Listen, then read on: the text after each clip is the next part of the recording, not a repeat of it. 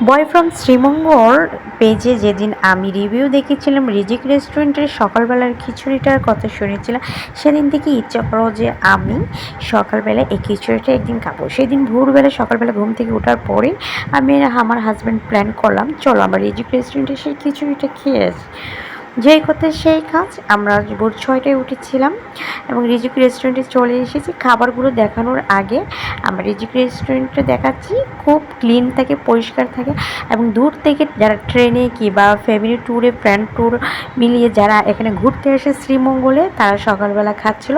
তা আমরা ফ্যামিলি যে সাইডটা থাকে ওই সাইডে বসছি খাবার খাওয়ার জন্য, এই জন্য সব কিছু ফাঁকা ছিল।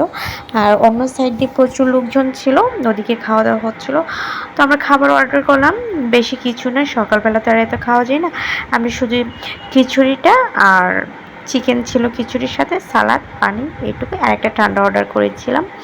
দেখতেই পাচ্ছেন খিচুড়িটা মাশাআল্লাহ, আর চিকেন খুব মজা ছিল খিচুড়িটা।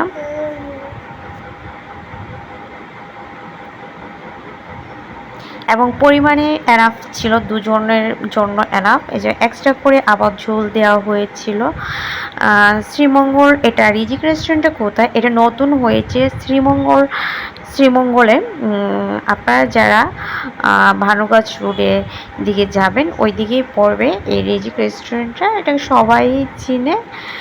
আর রিজিক রেস্টুরেন্টটা নতুন হয়েছে, এর আগে এখানে পানশি ছিল, পানশি উঠে চলে যাবার পর এখানে রিজিক রেস্টুরেন্টও হয়েছে।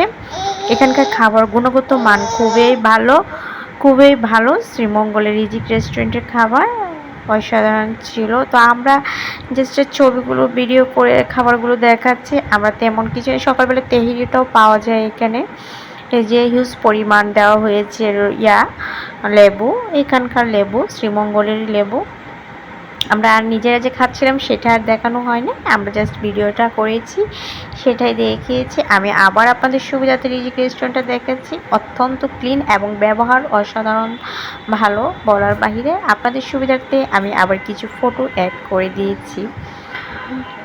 যারা শ্রীমঙ্গল থাকেন আমি অবশ্যই তাদেরকে বলবো একদিন ভোরবেলা উঠে সকালবেলাটা দেখুন, আর রিজিক রেস্টুরেন্টের খাবারটা খেয়ে দেখুন, অসাধারণ, দিনটা সুন্দর যাবে।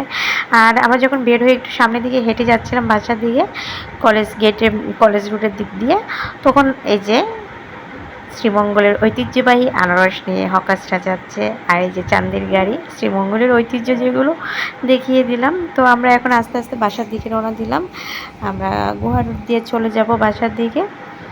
তো ভিউয়ার্স, আমার ভিডিওটা কেমন লাগলো অবশ্যই জানাবেন।